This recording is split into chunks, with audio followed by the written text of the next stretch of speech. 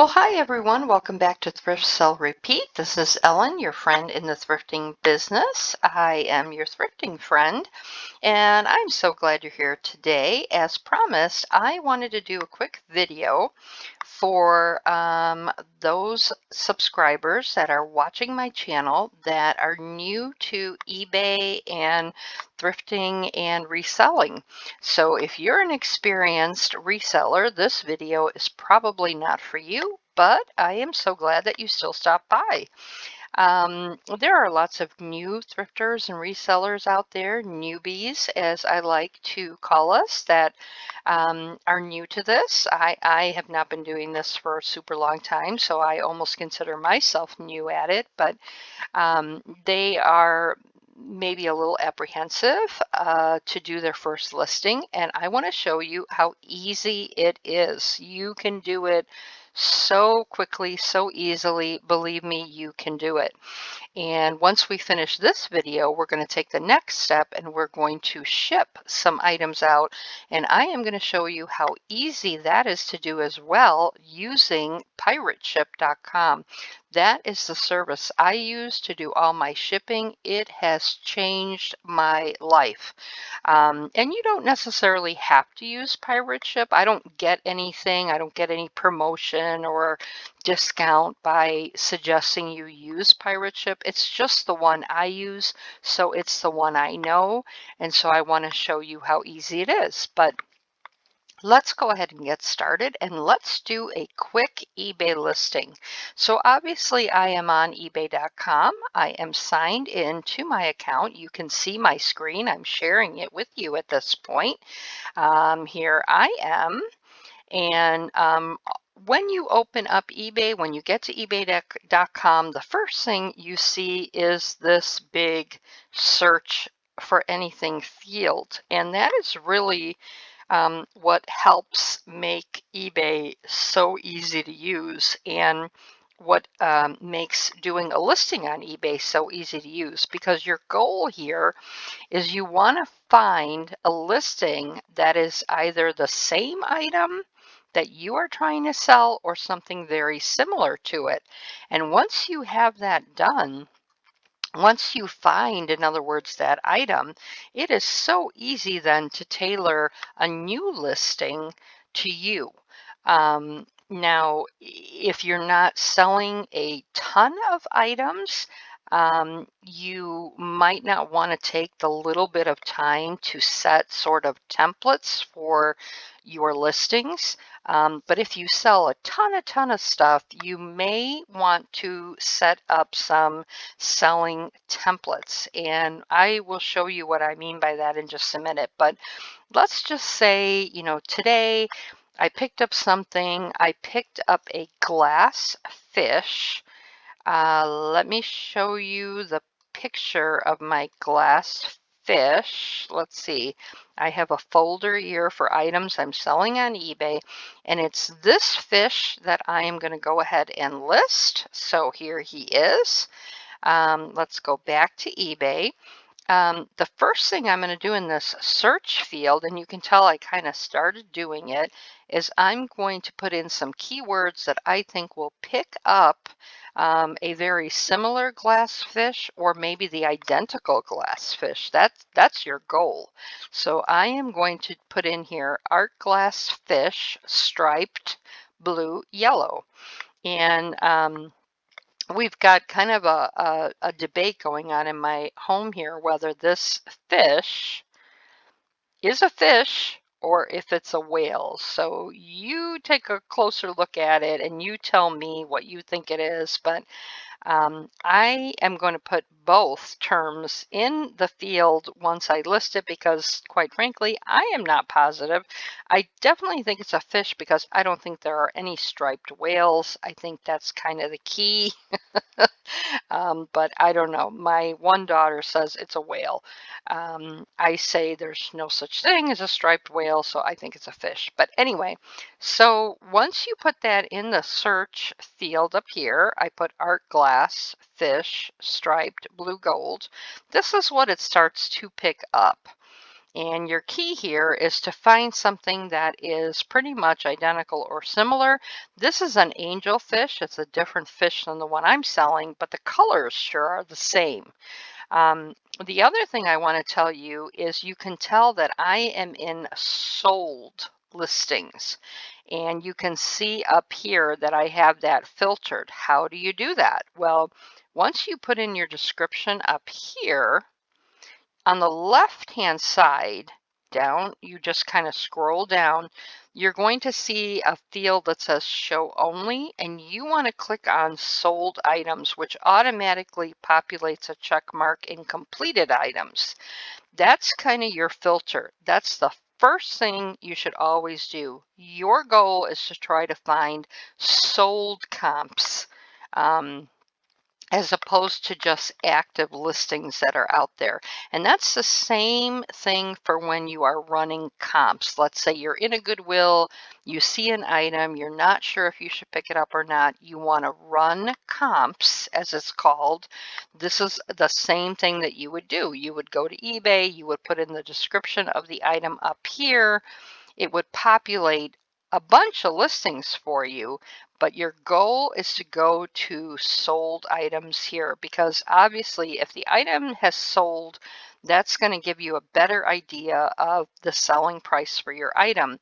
There is such a variation in what people price their items at that if you just go by listings, active listings, not sold listings, you can tend to get figures that are kind of, skewed. They're not really as accurate as a sold listing. So I can tell you that I did this a little earlier before I started the video, and I actually did not find one that is identical to the one that I'm selling. So I'm not going to continue to scroll down here as I would the first time I'm looking because I already know that on the first couple pages, it just did not pop up the same one.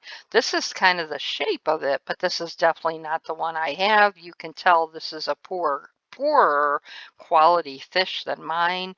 Um, yeah, you can keep going here and you just do not see the same one. Mine is pretty detailed. So, I'm not seeing any one that is identical to it. If it was identical, it would even be easier, but that's okay. It's okay if you don't find the identical one. I like this one here, this particular one here. I'd like to use this one as my template. It was sold on March 15th, so it was recent, and the description of it is probably a similar description I would use. So right down here, it says sell one like this, and that's what we're going to click on. And this is where eBay is just magic. I mean, it just pretty much does everything for you. So here at this screen now, it's telling me to complete my listing. So it's telling me to provide my own photos for this item. So I'm going to click on the add photos.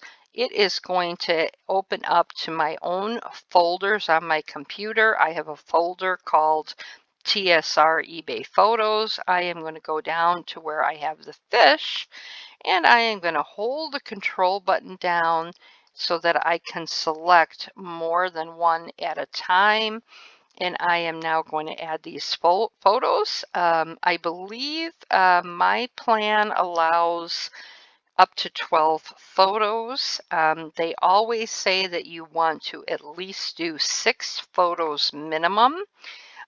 You can see here that I have taken photos of the fish in every single angle I possibly could. I'm showing the buyer the front, the other side, the back, the top, and then here the bottom of the item. This particular one is not marked. I mean, there's no, signature on it. There's nothing on it that says like Murano glass. It's just, there's nothing, there's no markings of any kind. So we're going to have to fix this title a little bit. This says art glass, hand blown, clear blue multicolors fish paperweight figurine signed. I'm going to change that. I'm going to say art glass, hand blown, fish, blue and yellow stripes. Um, what else could I say? I think probably that's it. I don't think I need to say anything else. So that was the title. The next thing it shows you here is it's asking you what category do you want this to be sold in? And this particular person put his fish in figurines. Now, again, these were sold listings that popped up. And so obviously, if one sold, it means whatever category they put it in worked for this particular seller. I mean, someone, a buyer found his item and bought that item in the particular item category that this person put it in. But I will tell you, I have sold quite a few glass fishes like this, and I don't believe that my category was figurines. So what I am going to do is I'm going to click edit, and I want to see what other choices do I have. So I clicked edit. Here is the item category. I always only go with the first category. I do not pay for a second category, which is right here. First category, I'm going to click this little arrow and I'm going to see what it is suggesting to me. So it's suggesting paperweights. I like that, and I think that's what I've used before. Again, I'm just not sure I have used the figurines category before. But, obviously this person did and it worked. So I don't know, maybe I should keep it the way it is, and I should see what other choices I have. So let's see. If I scroll down, right here, eBay is reminding me to double check the item specifics to make sure they apply to my listing. I mean, talk about, user friendly. So let's see what this particular person had picked. Brand, unknown artist, that's correct. Type, figurine. Does it give me a choice? No. Okay, so let's leave that. Material, glass, subject, fishing. How about fish, not fishing? So you see I changed that from fishing to fish. Production style, art glass, that's correct. Theme, fish, that's correct. And again, if you wanted to change these, you could. You just click on it and you can change it. It pretty much populates for you your choices. But this is perfect. This is the beauty of being able to go to someone else's listing and then just hit that sell one like it, because a lot of your stuff is populated for you. Color, clear blue multi. That's okay. That could stay the way that is. Production technique, hand blown glass. That's fine. Style, Murano style. That's fine. Now, I will tell you there is a debate that goes on. You will see anytime you're selling a glass item like this, a fish, a clown, a turtle, that is glass, there is a lot of debate. A lot of people put Murano style in the beginning of their listing. And quite frankly, that's because Murano is a very, very high volume search word. People search for the word Murano. And so it gets them that click, that search, if they put Murano style there. Now, there are other people that will say that's really kind of misleading. I know that this particular fish is not Murano glass because it's not marked Murano. So is it okay for me to say that it is a Murano style? Some people say yes, some people say no. I put Murano style on one of the very first eBay listings that I did, and someone wrote me, like another eBay seller wrote me a message in the guise of them pretending like they were asking me a question about my item. And they pretty much ripped me apart, saying that my item was not Murano. It was a made in China item that wasn't worth much, and it was misleading for me to use the word Murano. Ever since that happened, I have kind of been leery about putting Murano-like or Murano style on my listings. But again, I do sure see it a lot in sold listings. So it does say Murano style. It doesn't say Murano made. So I think it's okay to leave it. What I'm going to tell you is that some people would go here and put Murano like, Murano style. And again, just to get more hits, get their item picked up more by someone searching for a specific type of glass. So that's up to you if you want to do that or not. I'm okay with taking it out, but you might want to put it in. I'm not going to tell you which is the right thing to do.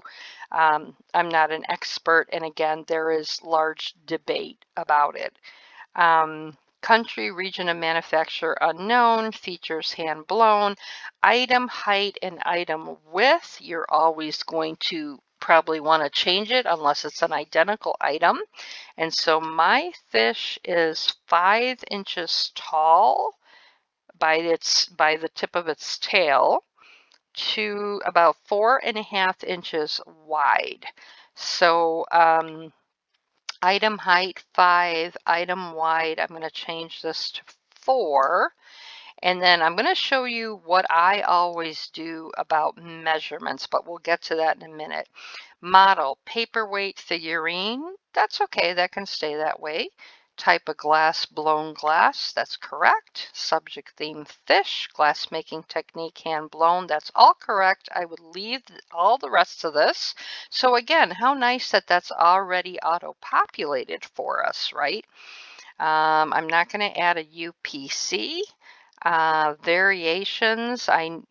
This is kind of when you have, let's say I had 5 of these fish. One was red, one was pink, one was blue.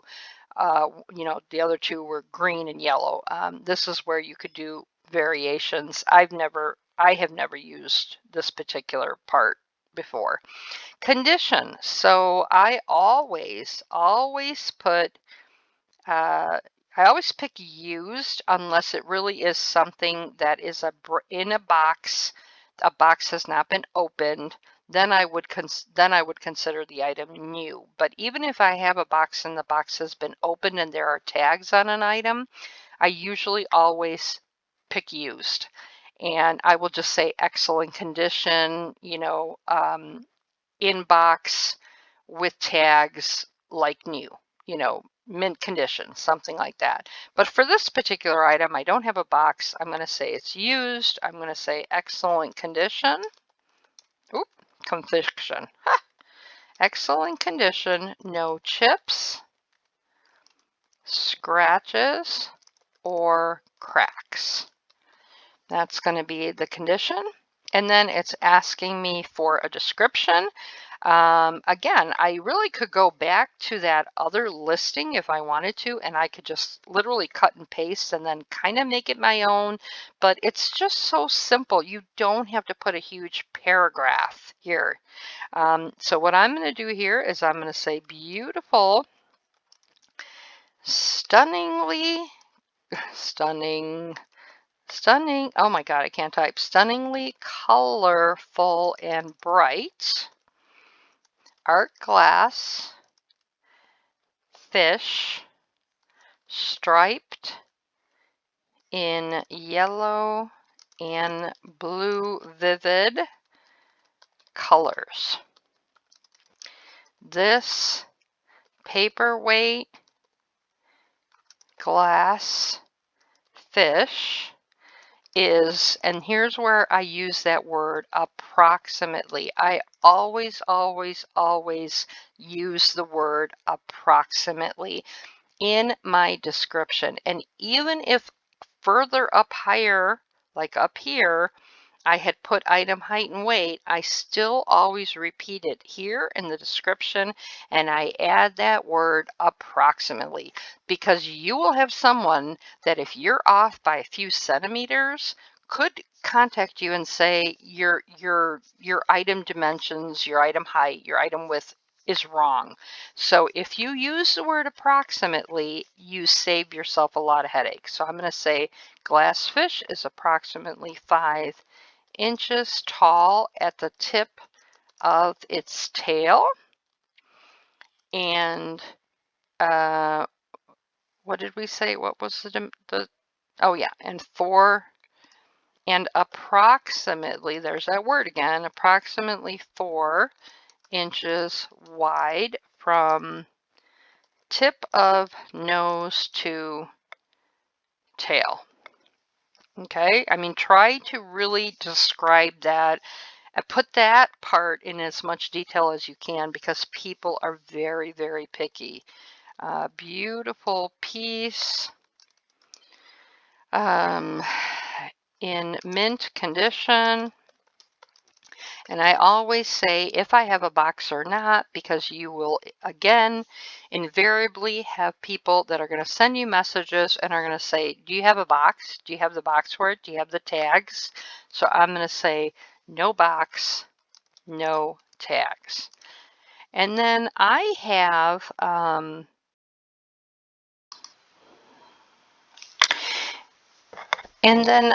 have standard language that I always put in every single one of my listings.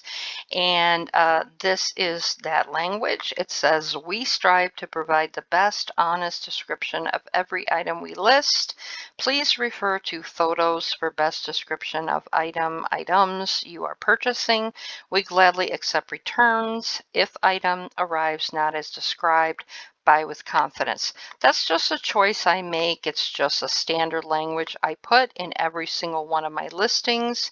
Again, I will show you a little bit later how you can put that like in a listing template so that that pops up every single time, or you can obviously cut and paste that from like a Word document or an email. I put that in every description. Then we go to pricing. And for this particular item, I do not want to do an auction. I rarely do auctions, to be honest with you. The items that I put on auction are usually items that I know are hot ticket items, like hot commodity items, an item that someone will want, but it's more than just a someone or a couple of someones. It's that possibly 5, 6, or 7, 8, or 9 people might want it, and so they might, bid on it and kind of drive the price up. It has to be a really popular item for me to choose auction. But I know there are resellers that only do auctions, so you kind of have to do what works best for you. If I wanted to do an auction, I would just simply click on this Edit Options button here. And instead of the Buy It Now price, which is here, I would click that off and the auction one would come on. And I would go ahead and I would enter a starting bid. So for example, let's say my starting bid would be $20. I would put that in here. Here I could choose the auction duration. You can choose 3, 5, 7, or 10 days. Now again, I know some resellers that only do 3 days. And they're typically resellers who do not want to store a lot of inventory. They want to price items at a price that is going to make the item fly off the shelf and quickly. And so they may do a 3 or 5 day auction. Typically, if I do an auction, it is at least 7 days. But as I said, I don't do many auctions. I usually only have maybe 1 or 2 auctions going on at one time. You can allow offers, which is right here, and you can put, like for example, on this fish, my minimum offer I would want would be $15.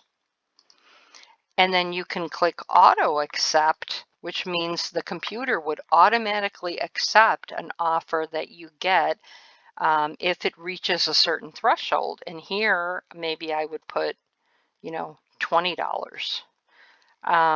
So what this is going to look like, if I click done, this is going to show you that I have this at auction. The starting bid is $20. It's going to last 7 days. I will accept offers of $15 or more, and I will let eBay, the computer, auto accept any offer at $20 or more.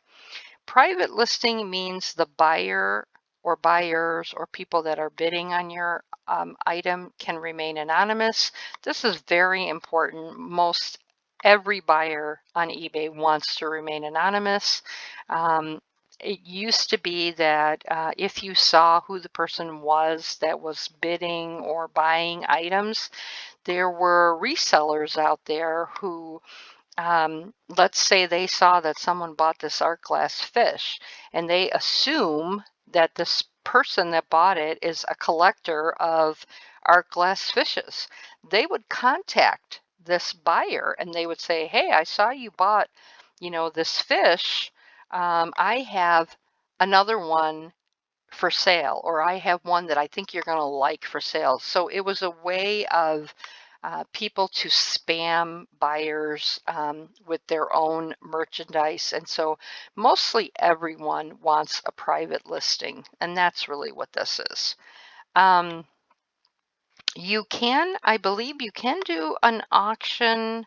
Oh, no, I'm sorry. I'm thinking of something else. Okay, so that would be auction. So I do not want this fish on auction. I want it on buy it now on a, set price. And so I'm going to click off of the auction button and I am going to have the buy it now button clicked. The price is going to be $25 and I'll tell you why. People want to be able to make an offer. So I always allow offers on my items. But what does that mean? That means that I can guarantee you that probably 99% of the time when you allow offers on an item, someone is going to make you an offer that's going to be lower than your asking price. They're going to try, right? It kind of invites the opportunity for them to try to get it at a lower price. So I always price my items at least $5 more than what I really want to get for the item. This is kind of where you play around a little bit. So the item is priced at $25 because I'm virtually positive somebody's going to come in with an offer of $15 or $20. I will allow an offer at $15. I will auto accept any offer of $20 or more, but I am going to allow the offer of $15 because this item might sit and I might decide that, hey, I will take $15 for it. And so it will alert me and it will say you have an offer at $15. So that's how pricing works. Quantity is 1, private listing is on. Let's go ahead and click done. This is what scares people a lot, the next item, and it's delivery, and it's weight and dimensions and calculated shipping. This should not scare you. This should not turn you away from eBay. I am telling you, this is very easy once you get to do it a few times. And once you keep this principal idea in mind, you should not be concerned here with a box that fits your item perfectly. You're going to run into frustration with that. What you should be concerned with here is having a few size boxes that you buy in bulk, that you repeatedly use those sizes for items. Now, what do I mean by that? Is there an item that I might sell that I may have to specifically go out and search for a certain box for it every once in a while? Of course. There might be an oversized item, there might be a weirdly shaped item that, yes, I may have to go search for a special box for it. But typically, 95% of the time, the items I sell fit into a category of boxes that I buy in bulk. So for example, I have 6 by 6 by 6 boxes. I have 8 by 8 by 8 boxes. I have some 12 by 12 by 12 boxes. And then I a lot of times use the USPS priority mail flat rate shipping boxes, which, by the way, you can order on USPS.com for free. You can order as many as you want of those for free. They deliver them to your home for free, and they are certain sizes, and those sizes just repeat, right? So once you have a piece of paper in front of you and you write down on that piece of paper, a large flat rate box for USPS is going to be, a 12 by 12 by 9. A medium USPS flat rate box is going to be an 11 by 9 by 6. A small USPS flat rate box is going to be a 9 by 6 by 2.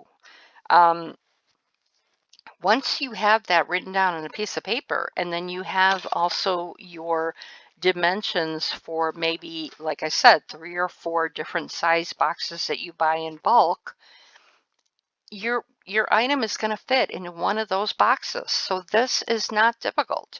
This fish is 5 by 4. I am not going to go out and seek out a box that is exactly 5 by 4. And the reason why I'm not going to do that is because, for one thing, I have to bubble wrap this fish. It's delicate, so I'm going to put quite a bit of bubble wrap and probably peanuts, packing peanuts in the box. So I'm going to want the box to be bigger anyway. And so this fish, more than likely, will go out in a 6 by 6 by 6 box, which is one of my box sizes that I buy in bulk. So that's when this becomes super easy. So I am going to say here that the package details, I am going to weigh this fish on a digital scale. I just have a small digital scale. You can buy them off Amazon for less than 15 bucks. I'm going to weigh it. It is going to tell me that it is 2 pounds, 5 ounces. And so I always round up because I want to take into account that I'm going to bubble wrap this. I'm going to put peanuts in it. It's going to make it a little heavier. So I'm going to say this is 3 pounds. And I'm going to say that I am going to put it in one of my 6 by 6 by 6 boxes. Boom. You guys, you're done. This is not that difficult. This is not that complicated. And typically, my listings default to the USPS priority 3 business days flat rate boxes. But if I wanted to choose something else, sometimes I do send things by ground. I could pick UPS ground. Very simple. This is so simple. Do not let this worry you. The next section are your payment preferences, your return policies. These are items that kind of get auto-populated once you set up your seller account. You can set these preferences up ahead of time, and then it will just automatically populate this information in your listings. I have a 14-day return policy. I do give money back. However, I I do require that the buyer pays the shipping to return the item to me. So that is all in my return policy. And again, that's auto-populated by when you set up your seller account. Volume pricing, don't get confused with this. I did when I first started doing this. I thought volume pricing meant that if a buyer sees 5 different listings of mine and they decide they want to buy all 5, this is where I could say, hey, if you buy more than one item, from me, you can get a discount. That is not what this is, even though it sure looks like it. This is for when you have a listing that has more than one quantity of something. So let's say you had 5 glass fishes. This is where this volume pricing comes in. The buyer is buying something off of one listing, but you're letting them choose if they want to buy 1 item or 3 off of that same listing. This is different than if, for example, a buyer contacts you and says, I see you have 5 different listings. I want all 5 of those items. Will you give me a discount for buying 5 of your items?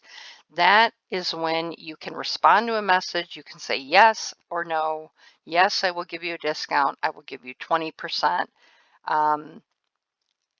Await payment after you purchase the 5 items. Do not pay right away. Let me send you an invoice with a 20% off discount. And it's a very simple thing to do, and I will show you how you do that. But again, this is not what it might look like to you on first glance. I made that mistake initially. Here you could pick a charity of your choice if you want some of your proceeds to go to a charity. I do sometimes do that. I am not going to do it on this particular item because it's a low ticket item. It is not a high profit item, but there are certainly times and times of the year when I do give some of my profit to charities.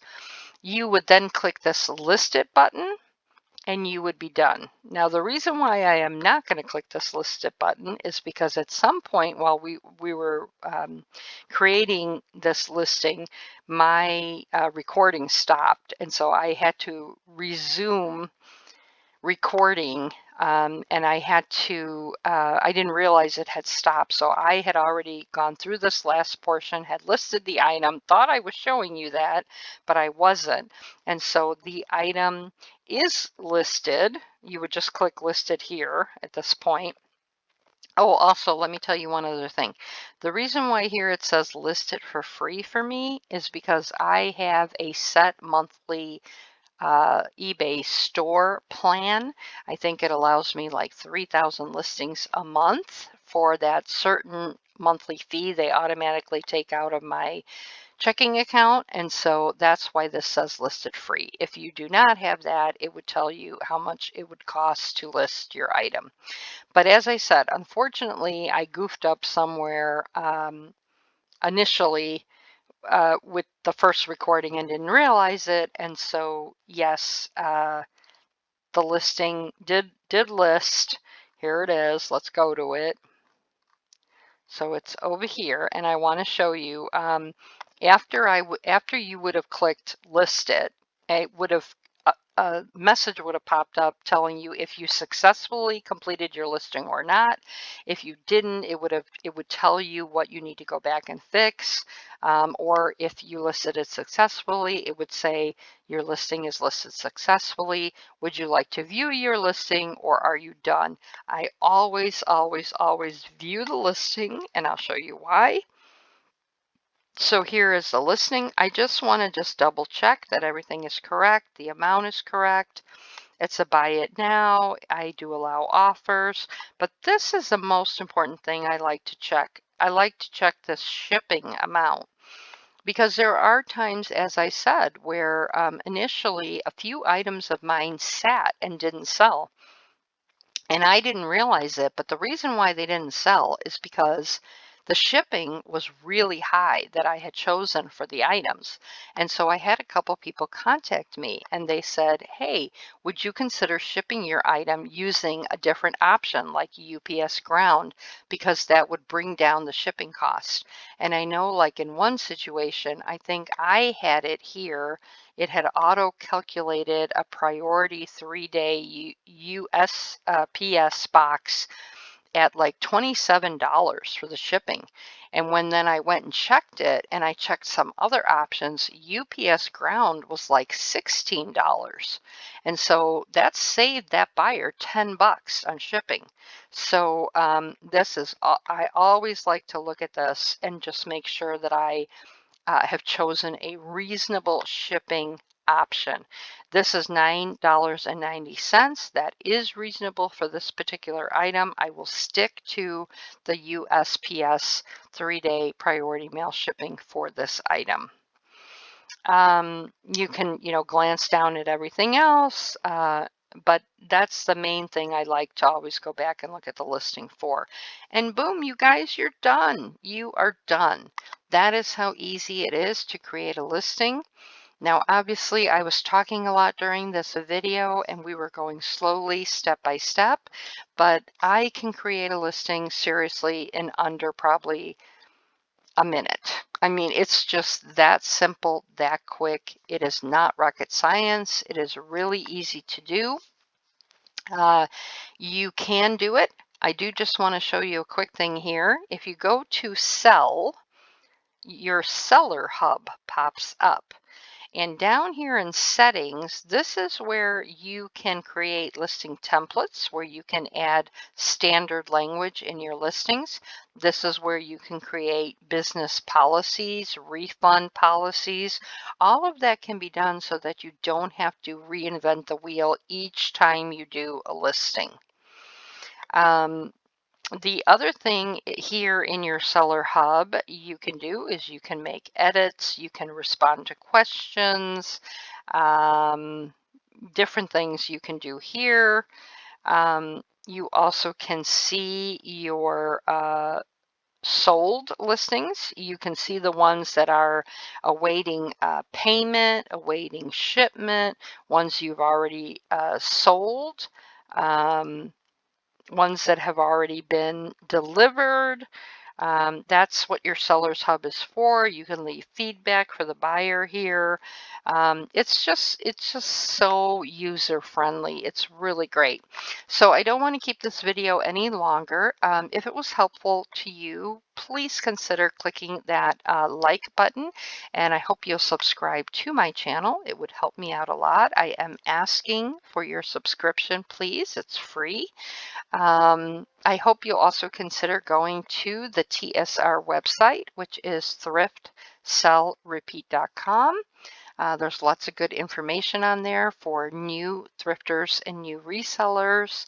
The next video is going to be how easy it is to ship out items, and that is going to be done using pirateship.com. It is the service I use, and I am going to take the fear away from you for creating labels and shipping out items. I'm going to show you how incredibly easy that is to do. So I hope you'll stay tuned for the next video. As always, I wish you the very best finds. Take care and bye for now.